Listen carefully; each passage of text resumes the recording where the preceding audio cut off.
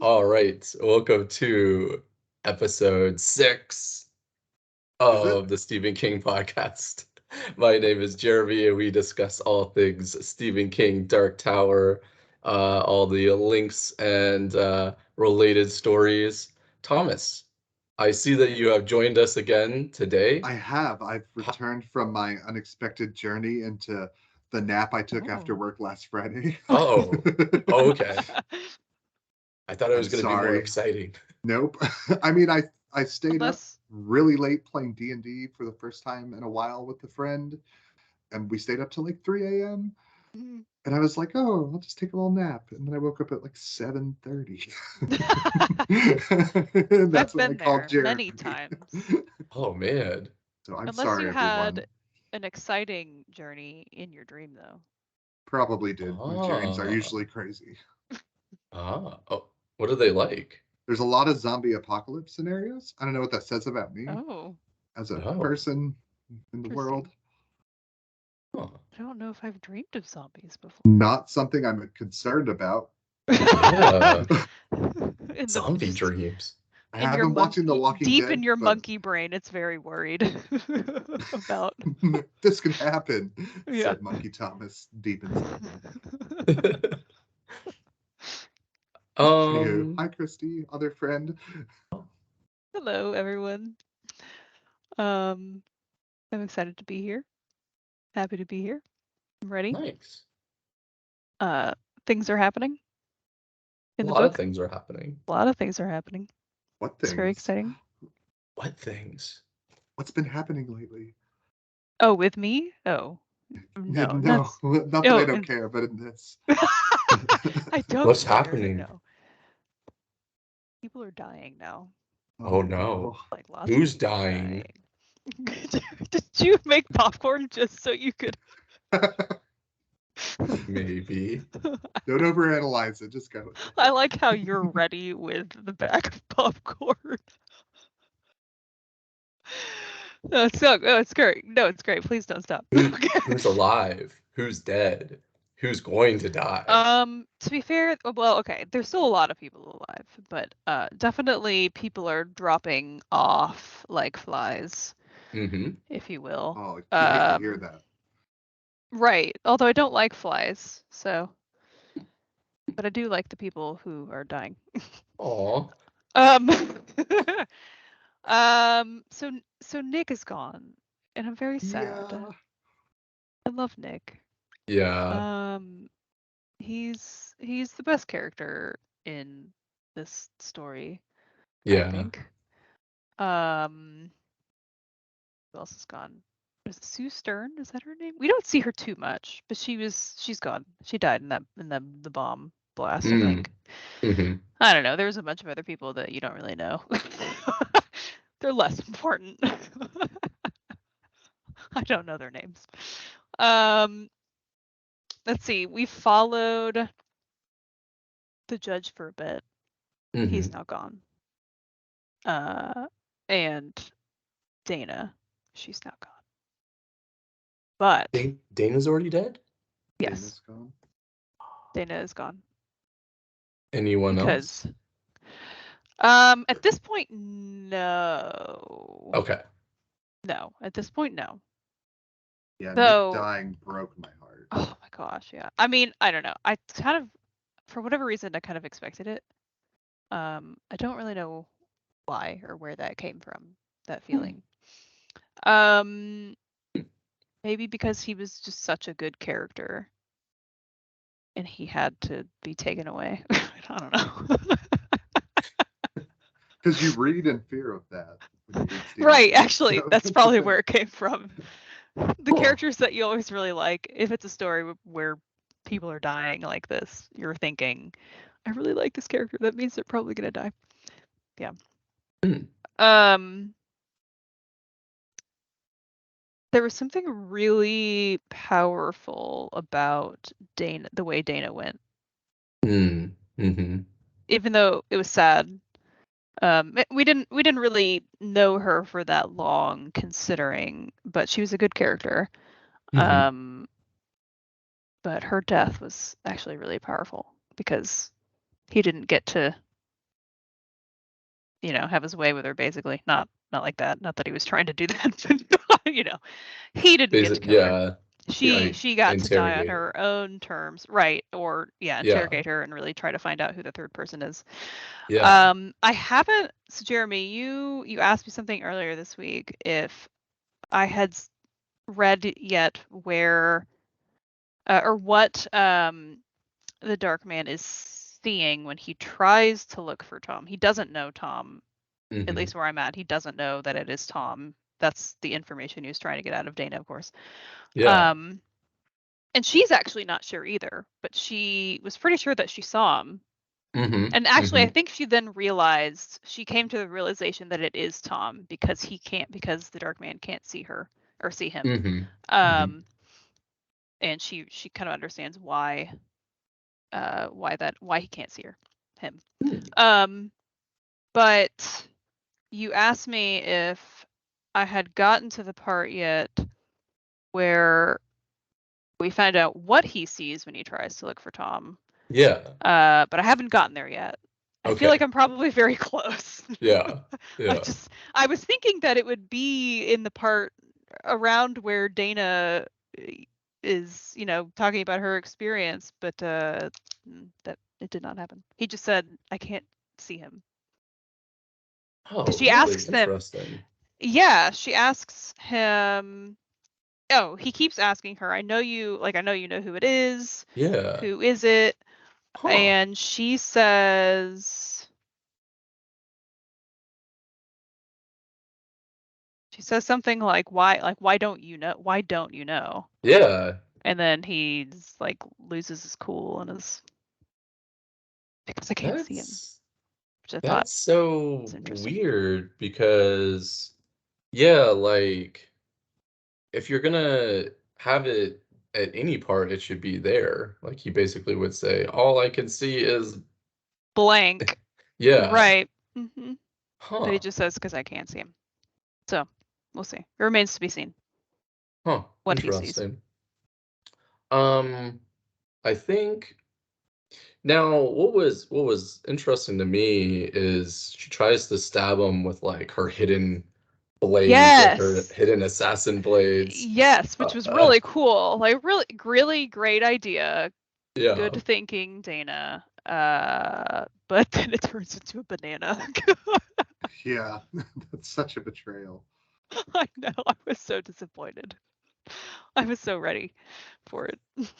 But I knew. I was like, yeah, she's not gonna.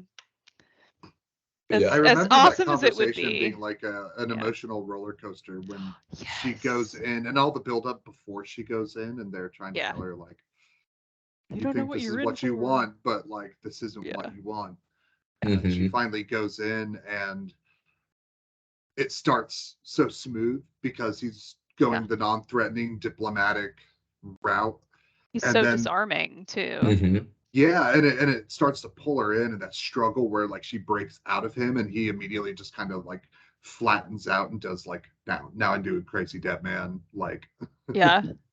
Yeah. And Thomas brought this to my attention. I didn't even catch it, but I believe she tries to commit suicide by jumping through the window, but she doesn't quite make it, and then she I gets was stuck. imagining she was trying to break fully through the window to, fall to her death, which the momentum doesn't quite get her through the window, but her head, I think, is sticking through. And then he tries to pull her back, and then she like turns her head, which like slits her throat and stabs her in the eye, and I was like, oh my gosh. Yeah. It's very, very graphic. And then they had the image, the picture for it as well. Thomas, didn't you say when her kind of like her head breaks through the glass, doesn't she see like an image of the moon? I'm trying to go through. I think so. Yeah, she definitely does. Or it's, I actually did want to note that too, because she does say something about she's looking at the moon at a certain point.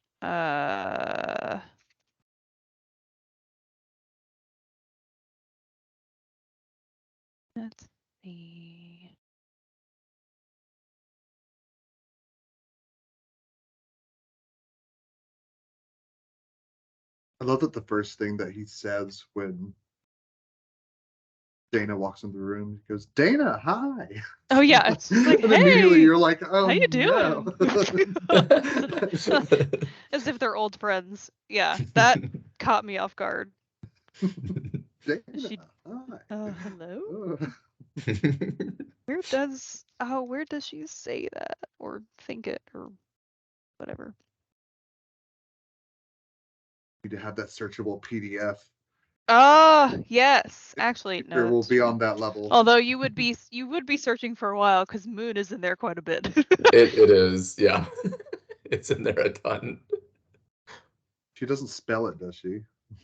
No, she does not spell it. I'm gonna find it. We're gonna get there. We're gonna find it. Maybe it's earlier than that. Maybe not as she's jumping out the window or trying to jump out the window. Yeah, I was wondering if it was part of like her breaking out of his charm. I think that actually might be where it is because I'm vaguely remembering when she's looking over his shoulder. It might be when they're still sitting on the ground, I think. And she's like, oh my gosh, she's hypnotizing me. And she's trying to break that connection or whatever. Also the no lines on his palms. That was Freaky. really creepy. Like I was trying to imagine that, and it was actually very hard to imagine just a smooth hand. Yeah, I keep Like thinking of that. like a mannequin. Just feels really creepy. Yeah. Yeah. Actually, yeah. Well. Oh, I know it's. I would be Oh, here we searching. go. Oh, Okay, fine. okay. Sorry. Okay, it's on 959. He's talking about we're not at war. You know, there's no reason for us to fight. She says with a huge effort, she dragged her eyes away from his and looked out over his shoulder at the moon.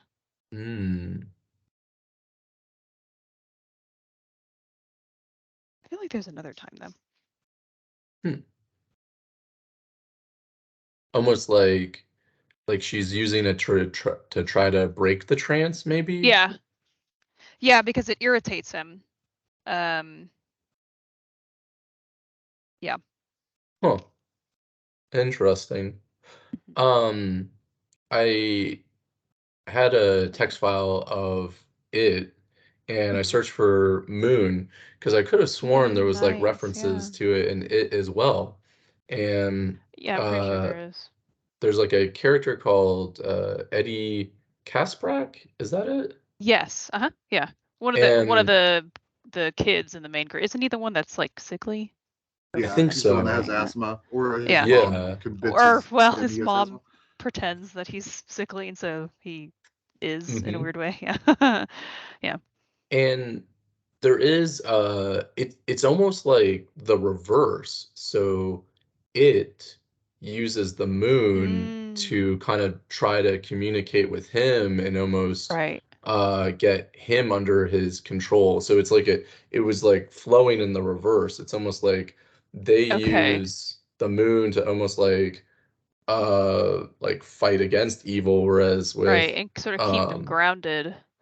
yeah, but Okay. in it's he says something to the effect of like the moon was trying to talk with me, or like the moon was trying to communicate with me, and I could tell it was evil. Um, something Okay. like that. So I wonder if there's a connection there. I'm not sure. I don't know what it would be, but Yeah, especially since the moon in one seems to be a symbol for good almost, Good, yeah. and in the other other one's one negative. it's yeah. So yeah, it's kind of tough to say, but uh in Fairy Tale, the moon pops up again as well. So I there's something, but I'm just not I mean, sure. it could be as loose as like the implicit like supernaturalness of moonlight or sunlight. Right. Oh, The fact that yeah. it And it just controls kind the of tides and depends. there's something almost magical about the way the moon works and And it controls is tides. like Yeah. extraplanetary creature as well. So the implication of like sunlight on the reflected surface of the moon like kind of falls in line with its dead light out of like space and time. Yeah, maybe that's a pretty good explanation. Yeah. Yeah.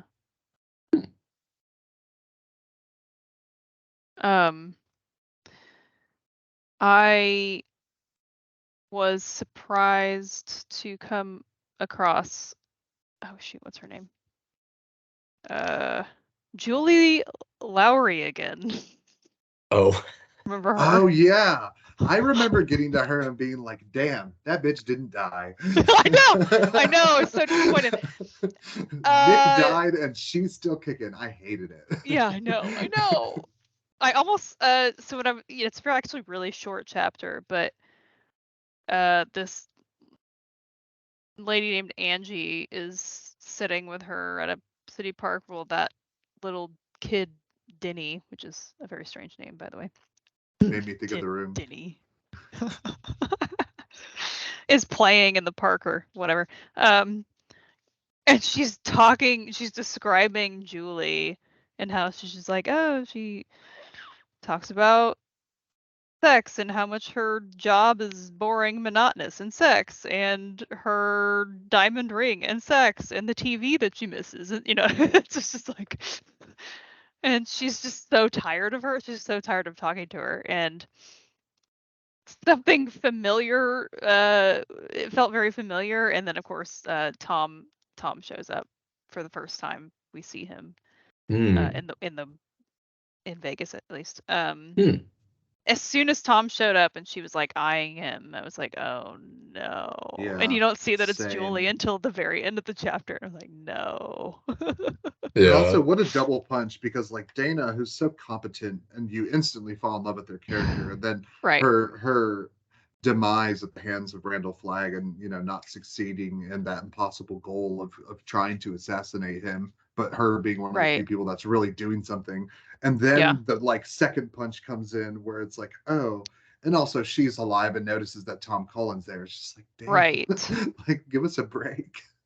Now I'm thinking, that's basically where I'm at, by the way. So I haven't read past that chapter. So I'm on 64, but I haven't started 64 yet. So my immediate thought was, okay, how is she going to screw this up for Tom, right? Because she met both Tom and Nick. She asks about Nick, or she asks this lady Angie if Tom came in with another guy, like a deaf mute, and he didn't. But she's gonna start asking some questions, I'm assuming, and it's gonna get maybe a little hairy for Tom. Because of that. Because right now the Dark Maid has no idea Tom is the third spy. He can't see him. He knows that there's a third one, but he doesn't know who it is. I feel like if Julie starts asking some questions of people, and it's going to sort of get around, and And I kind of like the implications for the whole like good versus evil is more subtle than you see, and like the choices that you make have long-standing implications. That like Nick was better than her, and like just in that terrible situation, and like he decided to like give in to her to then find out that she's crazy when they first meet, and that long-reaching consequence of that is like now she's trouble for Tom. And not that like it's Nick's fault, but I think there is a implication in how tenuous like this balance is, that like the choices that you make throughout this process have an effect on the outcome, and that's why it's so powerful, is because it's about who these people are, alongside the way that they behave throughout the course of these terrible events, that determines the balance of good and evil in the end. I didn't think about it that way, but that's true. It's like him making that decision, is now impacting them like way, way further down the line. Yeah, that's interesting.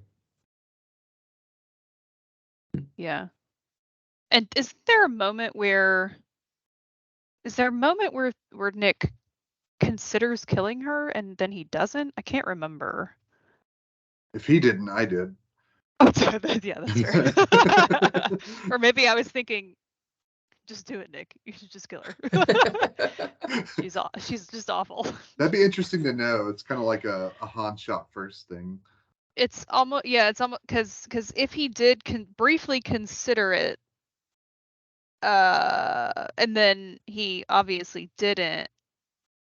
Yeah, here we are in this moment where she is here again, and Tom is here in the same place. Yeah. And Nick is not around to protect him or shield him or whatever. And as of right now, it's uncertain what will happen and what will come of it. Yeah. She's another good example of a kind of bullying. Like the thing that she does with Tom and the Pepto-Bismol is just so despicable, and was also such a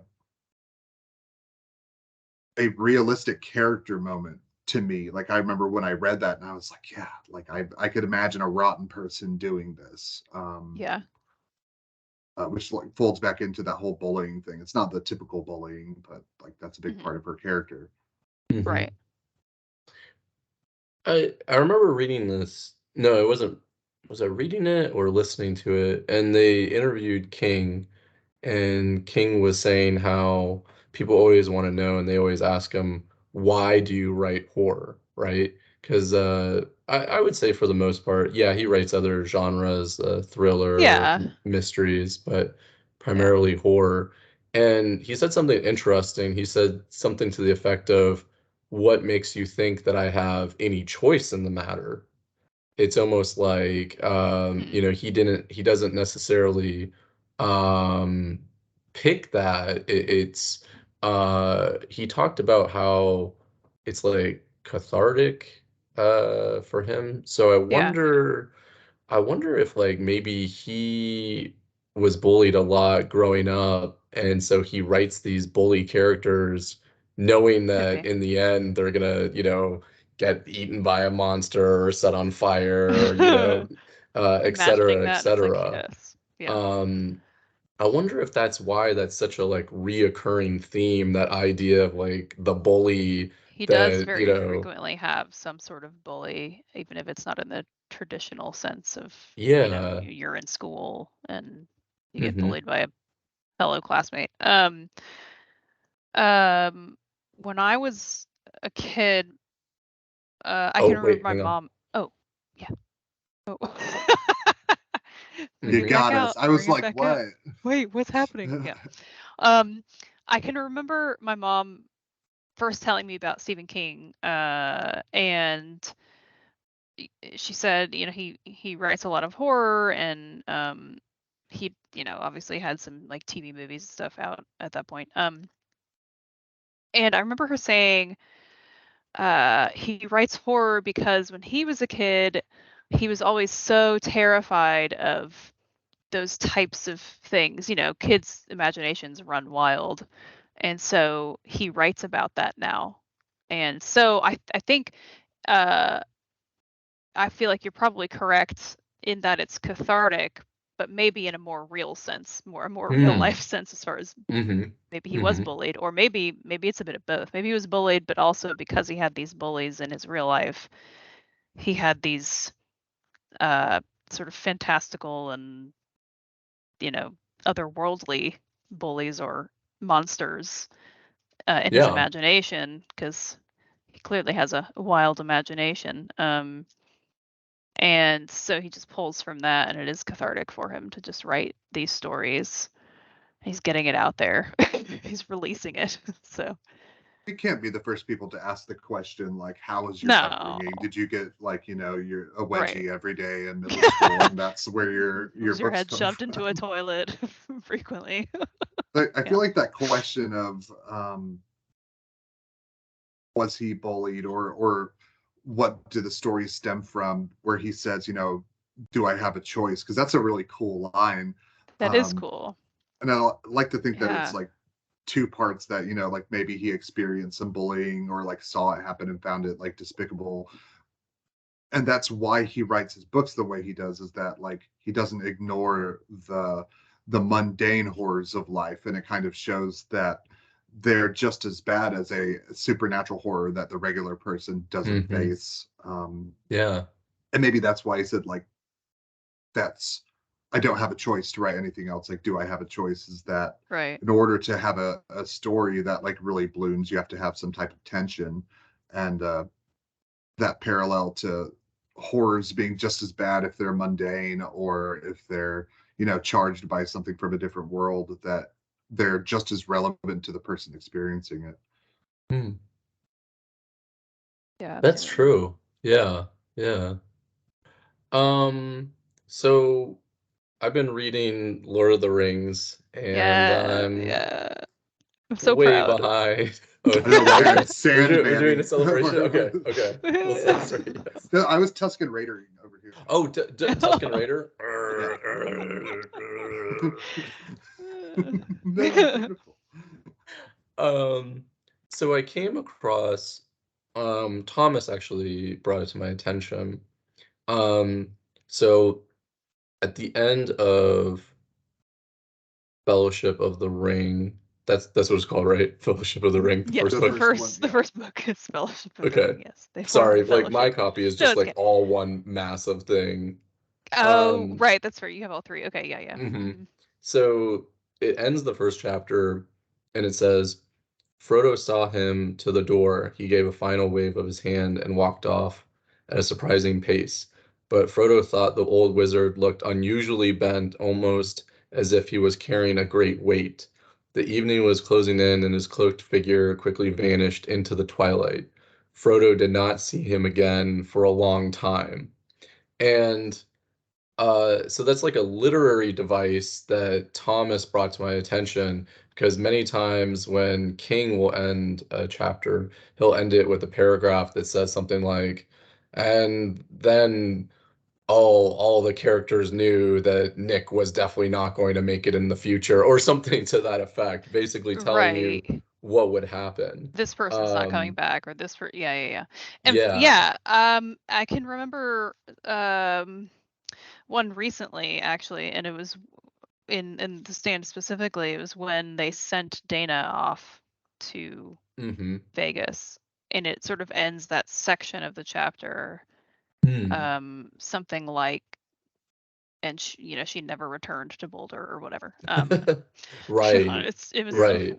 worded better than that, but Yeah. implying Yeah. that this is her end. Not that she went over there and was like, I don't want to return, but clearly that she died. So Right. yeah. I I thought it was so interesting that they both use that literary Yeah. device, since this is obviously based off the older work. Right. And it's cool because in my mind it builds tension, because you're just Yeah. like you're like, oh well, What how is is it gonna gonna happen? happen? Yeah. Yeah, Yeah. yeah. hmm So Yeah, absolutely. I thought that was interesting. I've enjoyed all the little things that you were finding Oh, in Lord of the Rings and all of your questions. oh yeah. I have I honestly have so many, because it's just so dense and Yeah, just it is. It's packed. so full of Yeah. yeah, history and uh language hmm and uh yeah, it's really, really cool. Despite what anyone in the office says, it's super interesting, and it is not like watching paint dry. Who says that? That's for Bad another time. people. Bad people. Bad people. People who we don't listen to. Speaking of bad people, how was the whole read up to Harold sitting up on that bluff on that picnic table, just Holding lives in his hand. Yeah. yeah, Yeah, yeah. and just the Harold. clusterfuck of that being the return of Abigail, and then Oh yeah. also, you know, Stephen King tipping his hand, because you read it in this out of sync way, because so much starts happening and it starts Yeah. jumping perspective. And I Mm-hmm. can't remember which is the chicken and the egg that came first, of Harold, of the explosion happening and Harold saying what he says at the end. I feel like Harold says, like, I'm about to press this button, and you're like, oh shit, and then it switches away, and you have this like last glimmer of hope where you're like, please, not Nick, anybody, like, come on. Yeah. And then it switches back to his stupid Harold speech about whatever the fuck he talks about before he presses the button. Yeah. Yeah, and that being when Mother Abigail comes back, it's just the tragedy won't stop for them. Right. Yeah, it's something like, so they're having the meeting, right? And Franny is actually sitting with her back up against the closet door where the bomb is hidden.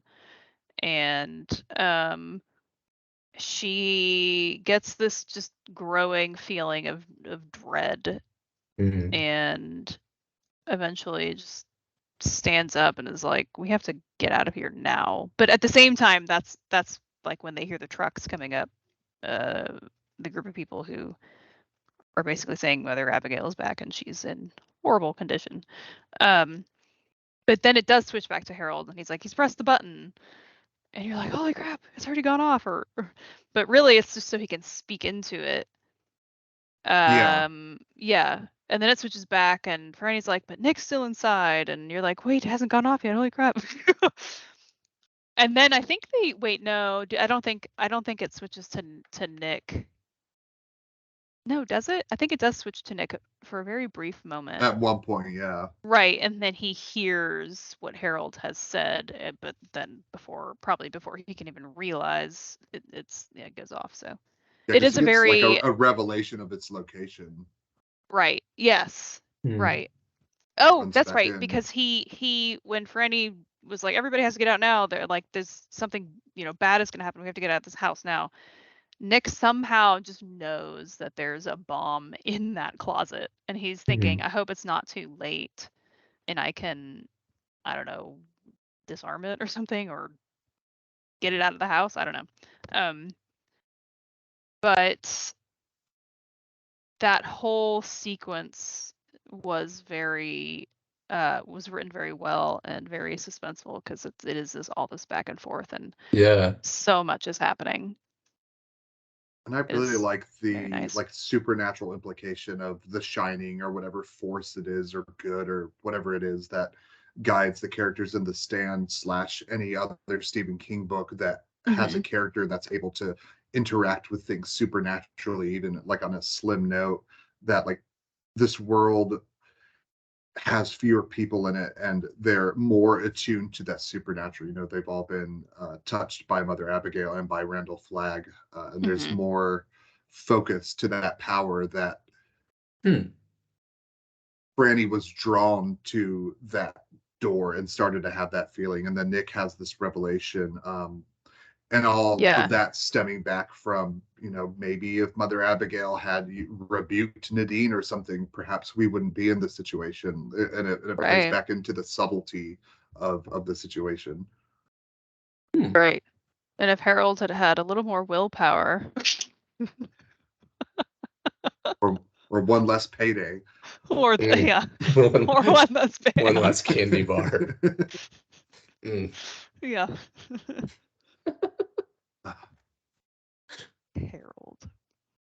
Thomas, did you feel like the end of Nick, were you kind of predicting it in your head a little bit? Because Chrissy was saying that she felt like she kind of felt like it was going to happen. What about you? Did you think it was?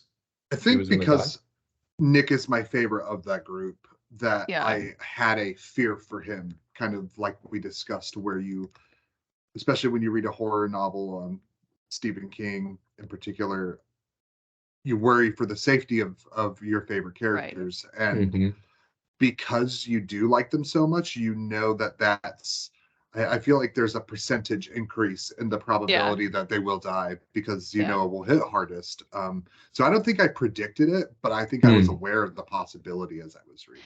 Yeah, and I was trying not to call it, because I didn't want it to be true. Right. If you call it, you will it into existence, basically. And I think for me it was really more of just a feeling rather than me sitting there thinking, oh, Nick is totally gonna die. Like I know he is. It was more of just like a feeling. I think really because he is my favorite character. Yeah. And that could be a layered literary technique that Stephen King is doing, is to make you feel like you got a little bit of The Shining. It's like if you find a character you really love and there's a higher probability that they're going to die, like it kind of gives you that like, oh man, I knew it experience. That kind a little of bit runs parallel to what the characters are able to do or interact supernaturally. We all have The Shining. Stephen King. That's beautiful.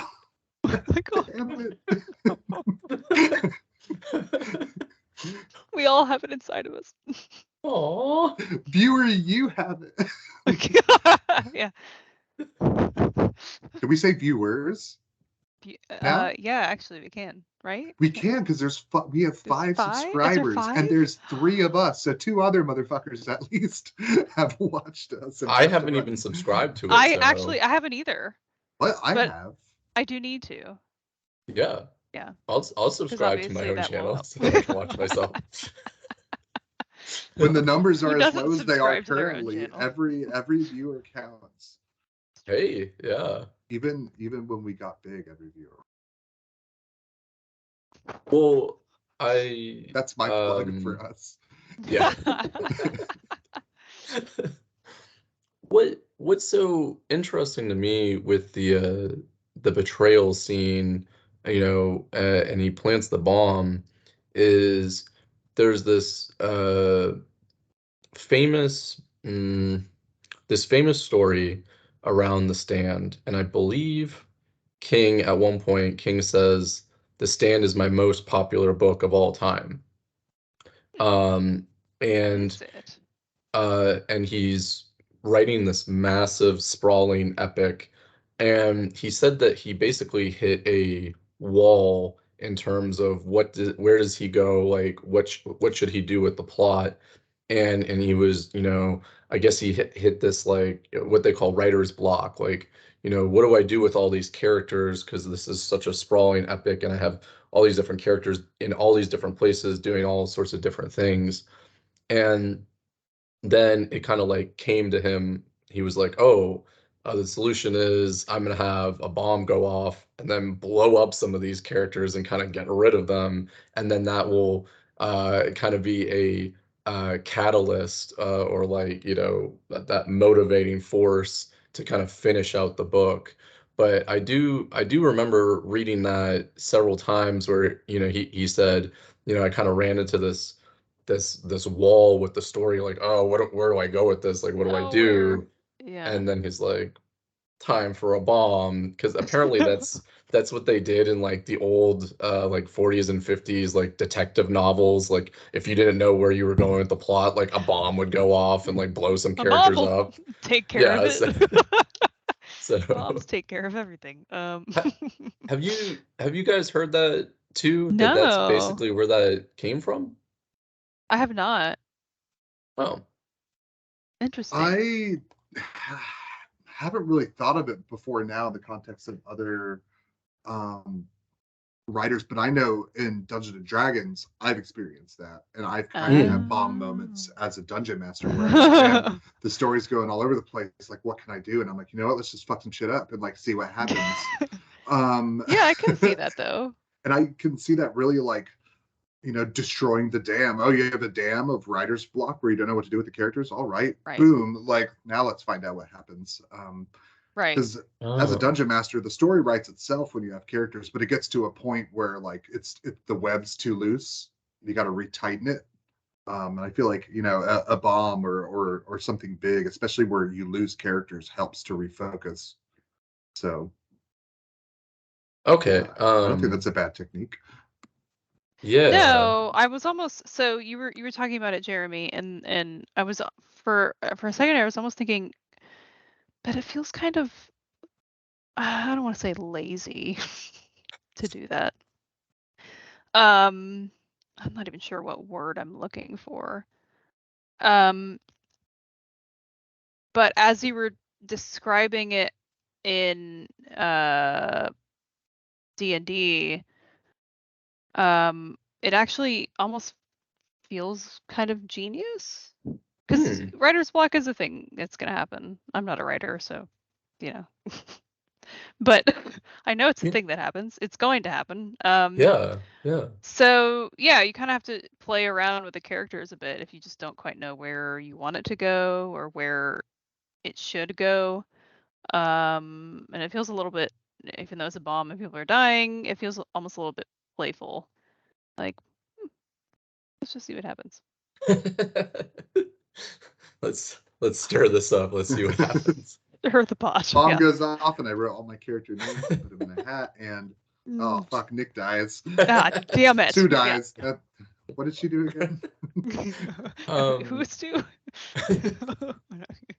If you guys are curious, I attached a link and then put it in the chat. There's an article on it. Oh, okay. Yeah, the article is called how Stephen King's writer's block turned into a plot twist. Twist. Yeah. I'm gonna have to read this. Yeah. Looks very interesting. Yeah, apparently that book that he did on writing, that's where he talks about it. So. Oh, okay, cool. Yeah, I still need to read that. Oh yeah. Yeah, I definitely do. He made a reference to it in a previous chat and kind of like gave me eyebrows, and I was like, I don't know it. Sorry, Jeremy. No, it's fine. I read it like so long ago. Like I barely remember it, honestly. Next book, maybe. I'm so conflicted on the next book because we're getting there, and here's the thing. Going from basically The Stand right into Gunslinger, you get such a rush because I mean I do because it's they're just like so interrelated, and immediately you start to make all these connections and you're like, oh, that's how Randall Flagg did that, or that's why he did that, or that's what his goal was, or he's going for the Right, because in The Stand you hear these sort of vague plans of his or ideas, and you're the whole time you are thinking, where is this coming? We don't know we aren't really following him too much. Yeah. So we don't really know his motives. We don't know really what he's trying to accomplish, other than the fact that he wants to wipe out the other side. But why? And get with Nadine. And that, yeah. Well, except to have a baby, apparently. But other than that, which, yeah, they want that can't be his whole motive. No. He wants to be. He wants his hellspawn, but there's got to be more, right? I've prepared the world for you by killing everyone worth having. I don't know. So yeah, because if we go right into Gunslinger, you guys are going to be like seeing all those connections just like I am, because I'm rereading it. I mean, I'm down. Yeah, if you read it right after you read The Stand and you start seeing all the connections, you're like, oh, so that's what his like plan was. That's what he's trying to do. I get it now. Yeah. Sounds juicy. I like that idea. I know. But then that's what I'm kind of leaning towards, because Fairy Tale. So I read Fairy Tale, and Fairy Tale pulls from The Stand, and then it also pulls from Gunslinger as well. So it pulls from both of those. And like, I mean, you saw the cover. Like you already get an idea of what's going on because of what's on the cover, and also the quote from King Lear about the Dark Tower is in Fairy Tale as well. So it's like it's basically saying like, hey, these are all related, Yeah. But before reading The Stand, I would never. I mean, actually, I bought The Stand and Fairy Tale at the same time. So I've got like, I'm in Barnes and Noble. I've got these two books in front of me and went over my head. Yeah. Seeing the cover of Fairy Tale, I should say. Never do that. Never would have picked it up until we did. Yeah. A few meetings ago, but yeah, it was very obvious at that point. Yeah. After having read most of The Stand at that point. Yeah.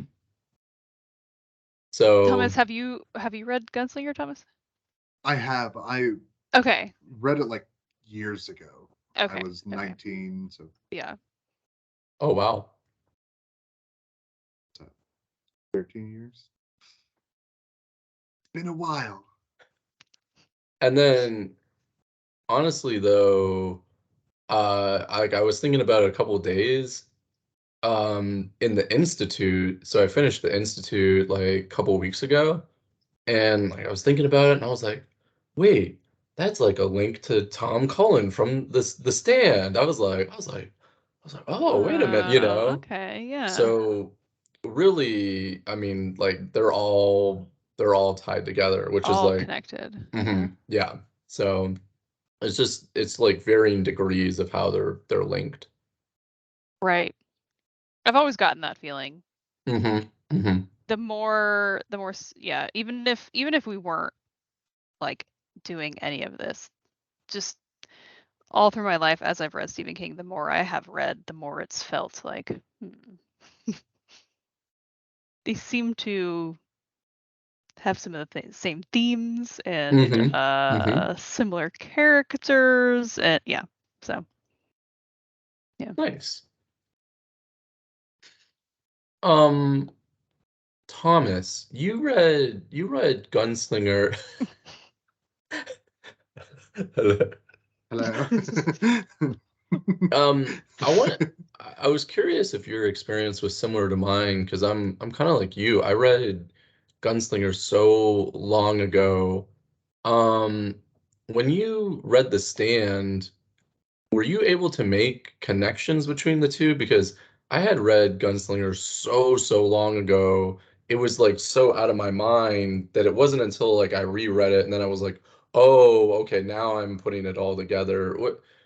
Like obviously no spoilers, but like did you feel like, I mean, it was kind of difficult to put it all together since you had read it so long ago?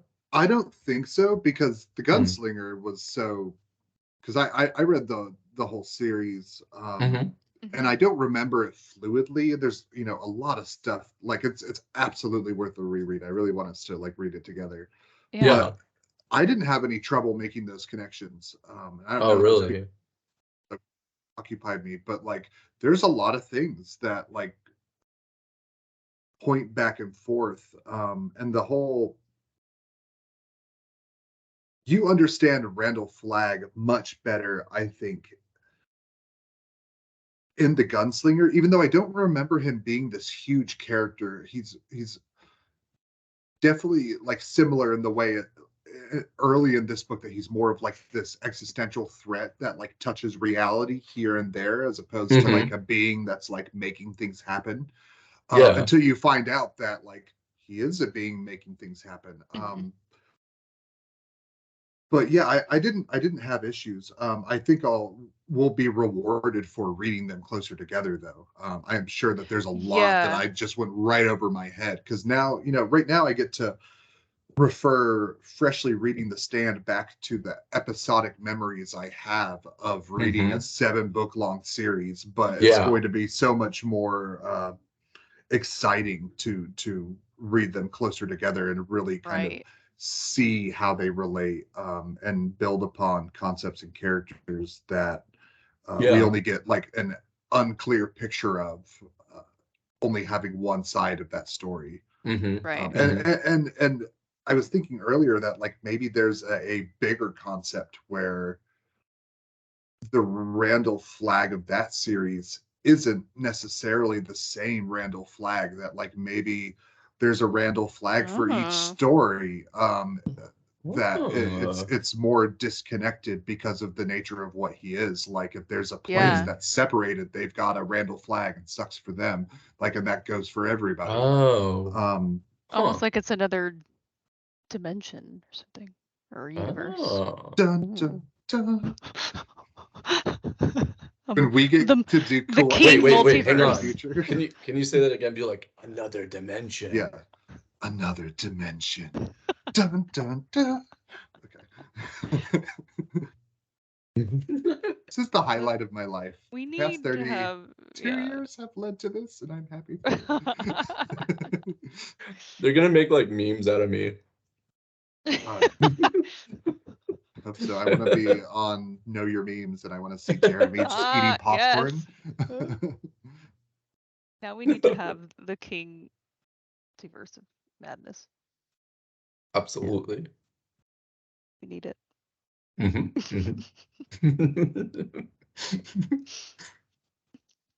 Scarlet Witch of that book. Mm-hmm. Of the characters you know, who's the person that could have been good but is a monster? I would say Harold. He could have been good.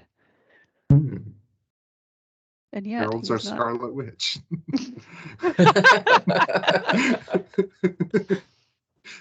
True. I knew he was gonna be bad just from the get-go, but he could have been. He had his moments where he was like, what the hell am I doing?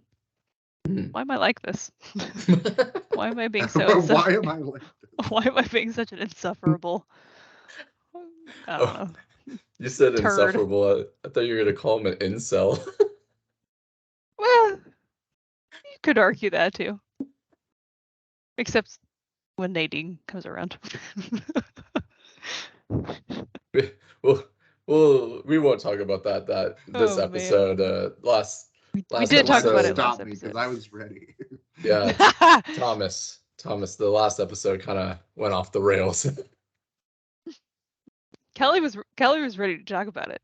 Yeah, she was like, I "Please haven't tell watched me." it yet. I started to, and then I think I got a call really early, and I was like, "Meh." Didn't continue. And you're like, dumb clients. Calls before 8 o'clock, unacceptable. Yeah. Your problem can wait till I've had coffee.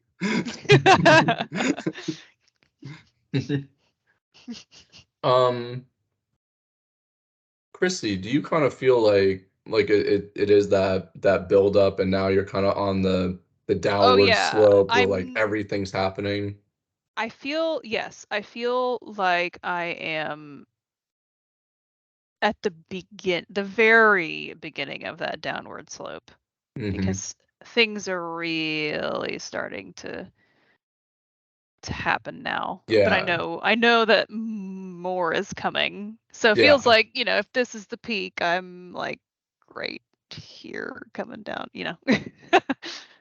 I felt like the last that last chunk of the novel, like I kind of raced through it. Yeah, it's not a very big chunk. So I imagine this weekend I'm gonna be racing through it myself. So yeah. It's like so exciting because like Yeah. it's 4 people without any weapons going to face Satan. I cannot wait to get back to them because I know. What could possibly happen? They're walking into death, basically. Right, exactly. Oh, so they've left already. Yes, they have already left. They have already left because Mother Abigail came back and she was like, "You guys have to leave, and you have to leave now, basically, and you can't take anything with you except for what you're wearing." Yep. So I read that and I was like, "What? If we did that, I mean, we would. There's a possibility like that you could die, even though civilization exists and none of us have died off. If you try to just go out into the wilderness on your own and try to make it, I mean, Yeah. So it's wild. I can't wait to get back to them. Yeah, that's so exciting. Yeah. Thomas, I remember the back half of the book just like eating it up. Like once they started walking, I was just like, whoa, like yeah. Whoa. Yeah. It sounds like whoa.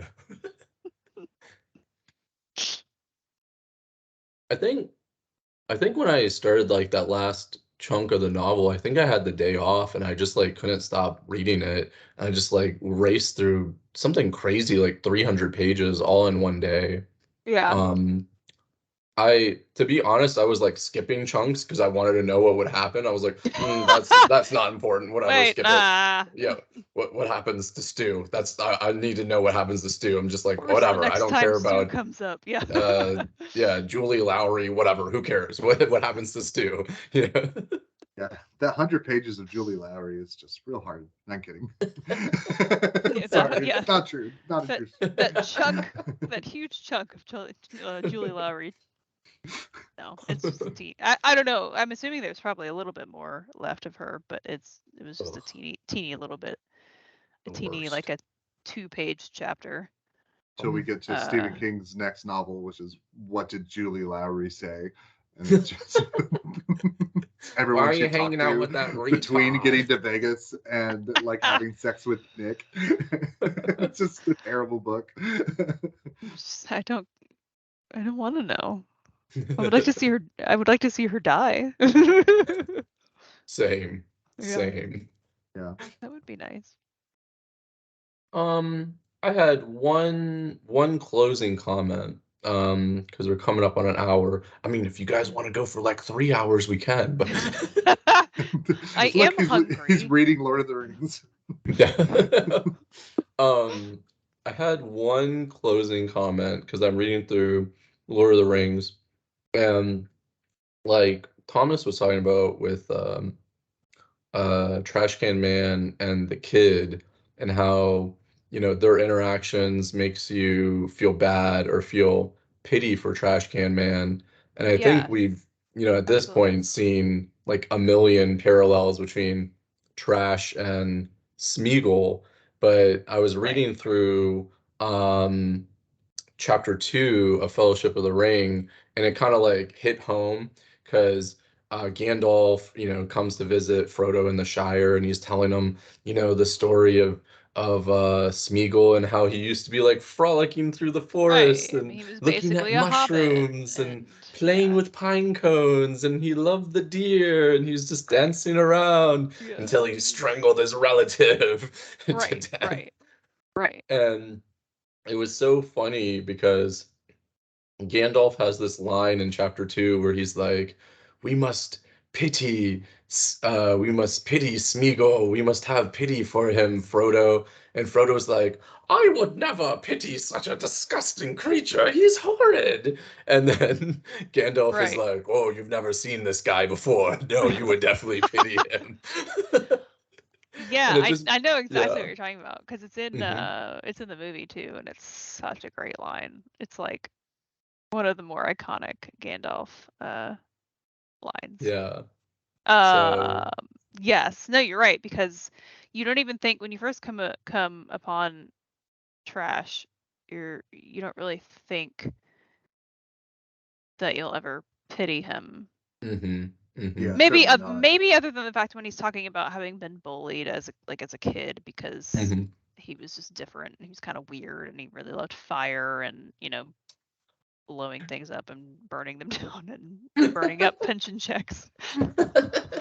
um there's a little bit of like, oh, that, because it's bullying and it's, you kind of don't even give a kid a chance if he's just bullied or she, and it's hard. So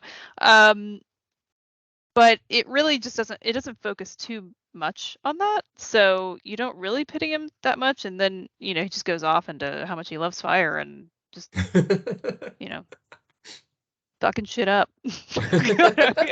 um and so you don't ever think that you will pity him.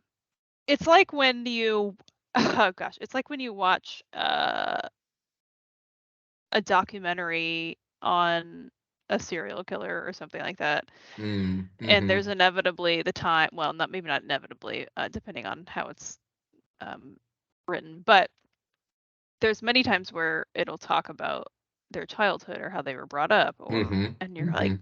stop making me pity this, you know what I mean? Yeah, They were such a yeah. horrible, did such horrible things to innocent people, and who didn't deserve it at all, and it just makes you war with yourself, and yeah, so That's a really good, yeah, connection. yeah, Hmm. it's good closing. Yeah. We'll Question. close on serial killers. I like it. Feeling bad for serial killers. The perfect That's how we place end to the stop. episode. Thomas, did you have any closing thoughts? Oh, I'm now just thinking about characters that are bad, but like you still pity them or even like them. Yeah. Mm-hmm. You know, I guess the horror of their lives, that they didn't necessarily ask for the evil that they became. Right. Yeah. A bad ending note that I just said with my mouth, but that's what I'm thinking about. Hmm. Huh. Kind of a weird way to end the episode, though. Yeah, sorry. A little bit, yeah. I feel like we need to make a joke about something. I have an idea. Oh, please. You're wait, gonna is it a hate Bane it. impression? Nope. Oh my god. It has to do with Harold. It's what? Oh god. What? Oh, is it a Harold impression? No, it's just I was gonna bring up the nature of Harold and Nadine's relationship. Oh yeah. Since we talked about how we shouldn't talk about that. No, I think we should. Let's bring it up again. We're gonna bring it up? Yeah. Bring it up. Let's address it. Yeah. Right. You know what? Before you joined and we started this, Jeremy and I were laughing about that, like if we were to make a TV series or movie, like how graphic we would make the Nadine and Harold scenes. What's tasteful? What's just bad? Your thoughts? Because you could go exactly what is described in the book, you know? Oof. And that's pretty graphic. Super graphic. Of course, you know there's a lot more that wasn't described either. It's probably so a lot. Gosh, the imagination can run wild with that. There was some scenes in there where I was just like, ugh. It's like, and she was whacking him off, and then jizz just went all over the place. Oh, and it was thick like pancake batter, and I was just like, clutching my pearls that I was wearing.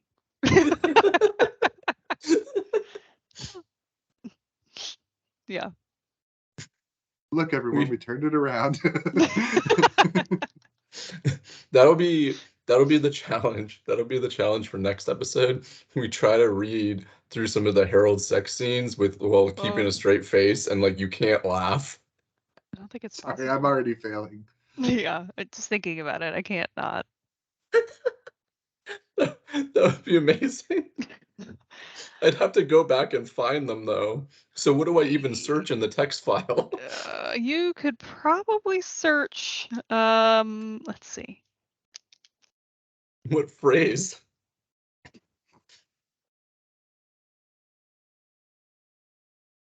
I don't even know.